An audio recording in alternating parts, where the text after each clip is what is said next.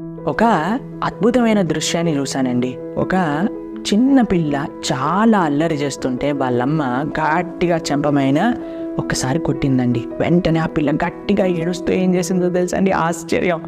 వెంటనే వాళ్ళ అమ్మని పట్టుకుందండి. పట్టుకొని ఏడుస్తూ ఉంది. నిజంగా అది చూసినప్పుడు మా మనసులో ఆచార్యులు చెప్పిన ఒక అద్భుతమైన విషయాన్ని గుర్తొచ్చిందండి. భగవంతుడండి మనకి నేర్పించడానికో ఏదో ఒక విధంగా మనకి ఏదో ఒక కష్టమైన సిచ్యువేషన్ మన జీవితంలో వస్తే భగవంతుని దూషించటం, వేరే వాళ్ళ దగ్గరికి వెళ్ళిపోవటం, మతాన్ని మార్చేయటం ఇలాంటివి చేయాల్సిన అవసరం లేదండి. ఎప్పుడున్నా సరే మారు బీరా కోబీ జో ఇచ్చాతో హార్, భగవంతుడు ఏం చేసినా సరే ఆయననే మనం ఆశ్రయించాలి. ఎలా అయితే అమ్మ పిల్లకి ఎప్పుడు కూడా తప్పు చేయదో అలానే భగవంతుడు కూడా మనకి ఎప్పుడూ తప్పు చేయాలి అని అనుకోరు. ఏదో ఒక విధంగా అమ్మ కొద్దిగా శిక్షించినా సరే మన మంచి కోసమే. అలానే భగవంతుడు కూడా. హరే కృష్ణ.